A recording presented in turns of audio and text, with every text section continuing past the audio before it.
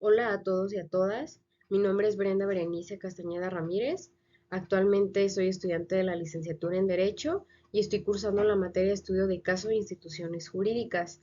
Yo en este video les voy a exponer el caso de Yakiri Rubio, un caso penal que tuvo mucha polémica años atrás. Y yo le puse el nombre de Amicus Curiae porque más que nada se trata de un informe técnico en donde voy a destacar muchos elementos importantes para el estudio de este caso. Bien, pues comenzaré con la exposición del caso de una manera resumida.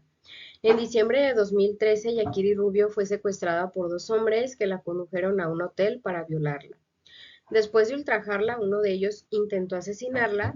pero ella terminó matando a su agresor en defensa propia. Sin embargo, las autoridades la acusaron de homicidio calificado y la encarcelaron injustamente. Destaco que injustamente porque las autoridades aquí hicieron una omisión muy importante de que ella era víctima de violación y no les brindaron la atención adecuada en ese momento por todos los daños que ella acaba de sufrir. Bien, pues para seguir complementando la exposición de este caso, Yakiri Rubio en ese entonces tenía 20 años y ya había sido acusada de asesinar a su agresor por el hecho de que ella se defendió por haber sido abusada sexualmente. Este caso, como lo mencioné ya anteriormente, causó muchísima polémica en México y muchas organizaciones civiles se unieron y además aseguraron de que las autoridades habían ignorado su denuncia, pero no obstante la Procuraduría General de Justicia del Distrito Federal respondió que había cumplido con todos los protocolos legales eh, que se deben de llevar a cabo para estos casos e insistieron en que tenían todos los elementos para inculpar a la joven Yakiri. Bien, pues les voy a hablar de la debida diligencia como fundamento para el acceso a la justicia en casos de violencia de género. La debida diligencia guarda una estrecha relación con la protección y aseguramiento de los derechos fundamentales, particularmente con el derecho de acceso a la justicia, es decir, que toda persona que sufrió o que ha sufrido una violación a sus derechos humanos tiene el derecho a obtener de los órganos competentes del Estado el esclarecimiento de los hechos violatorios y el establecimiento de las responsabilidades correspondientes. Es decir, que el Estado debe de tomar todas las medidas adecuadas para prevenir abusos e investigar aquellos casos cuando hayan ocurrido los abusos, además de procesar a las o los presuntos agresores y juzgarles con las debidas garantías que guardan los derechos humanos. Bien, ya que les hablé de la debida diligencia, ahora quiero hacer mención de las omisiones ministeriales y judiciales en el caso de Yakiri. Si bien es cierto, el Ministerio Público realizó una construcción histórica de los hechos, ignorando el testimonio de Yakiri como víctima de violencia sexual y que esto sirvió de base para que durante todo el proceso fuera tratada como presunta responsable, más allá que como una presunta víctima. Se enfocaron en perseguir un delito de homicidio e ignoraron y encubrieron un delito de violación sexual. Ni el Ministerio Público ni la autoridad judicial de primera instancia actuaron con la debida diligencia, que esta ya se las expliqué, para investigar y sancionar la posible comisión de un delito de violación sexual. Quiero destacar que ni la autoridad ministerial encargada de realizar la investigación, ni la autoridad judicial encargada de analizar el caso tomaron en consideración siquiera la posibilidad de que Yakiri Rubio hubiera sido víctima de una violación sexual por parte de alguna de las personas que ella denunció en ese momento.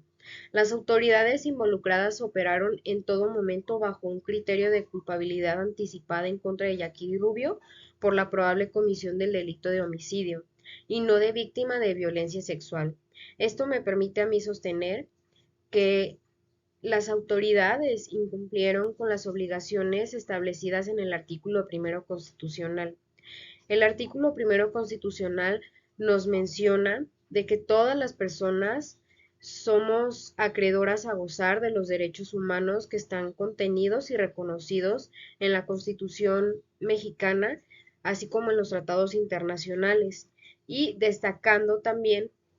que las autoridades tienen la responsabilidad en el ámbito de sus competencias de promover, respetar, proteger y garantizar, en todo momento los derechos humanos. Previo a una investigación de este tipo, debe de estar presente la salud de la presunta víctima, quien debe de recibir los servicios médicos y psicológicos adecuados, tanto de emergencia como de forma continuada si así lo requiere, mediante un protocolo de atención cuyo objetivo sea reducir las consecuencias y los daños físicos y psicológicos derivados de la violación. Bien, pues bajo este contexto es posible señalar que ante la omisión a cargo de las autoridades de dar credibilidad al testimonio dictado por Yakiri Rubio, el Ministerio Público la revictimizó y además colocó en riesgo su integridad física y emocional al exponerla en una situación de un embarazo no deseado, así como también de infecciones de transmisión sexual, más aún cuando ella manifestó que su agresor no había utilizado ningún método anticonceptivo. Entonces, asimismo, la autoridad ministerial ignoró la posibilidad de dar contención psicológica a Yakiri con el objetivo de disminuir los impactos y riesgos derivados de la situación de shock que se producen ante un ataque sexual en la dignidad y percepción de las mujeres. Quiero hacer de su conocimiento que al momento de iniciar un proceso penal, tanto la víctima como el acusado tienen el derecho a que se les brinde el acceso a una asistencia jurídica gratuita durante todas las etapas del proceso. Ahora, el hecho de que Yakiri no haya sido considerada como víctima de un delito de violación desde el primer momento que se inició el proceso penal, trajo como consecuencia una serie de violaciones al debido proceso legal, entre las que se encuentran particularmente el menoscabo al principio de presunción de inocencia, así como también la omisión de brindar asesoría legal y jurídica de oficio. En ningún momento en que se detuvo a Yakiri se le hizo mención de los derechos que tenía y eso es vital al momento de hacer una detención. Bien, ahora para concluir mi pequeña exposición, les quiero hablar de un tema que me parece muy importante y más en este caso, y estoy hablando de las excluyentes de responsabilidad penal en casos en donde se presenta violencia contra las mujeres.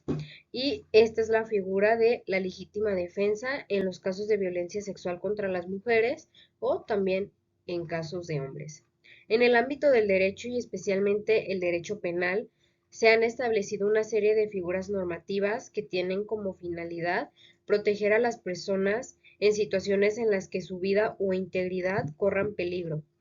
y en las que la única manera de protegerse de ellas sea a través de la comisión de una acción normalmente tipificada por el derecho penal. La legítima defensa se traduce en una causa de justificación establecida en la ley por medio de la cual se justifica la lesión de un determinado bien jurídico en virtud de que otro se vio amenazado o lesionado por una agresión inminente o actual. Esto quiere decir que el derecho justifica delitos ocasionados por personas que en su momento se vieron agredidos o se vieron amenazados tanto en su integridad física o incluso su vida, como fue el caso de Yakiri Rubio. Su agresor la estaba violando y maltratando físicamente y ella en su defensa terminó matando a su agresor. Pero sin embargo, ella lo hizo para protegerse a sí misma. Entonces la ley reconoce este tipo de acciones. No obstante, para que esto se pueda valer, es necesario una adecuada investigación, una serie de pruebas que comprueben que todo esto fue en una legítima defensa. En este caso, debió ser muy importante al momento de que se inició el proceso de Yakiri que se hiciera esa recolección de pruebas para que ella pudiera defenderse y pudiera argumentar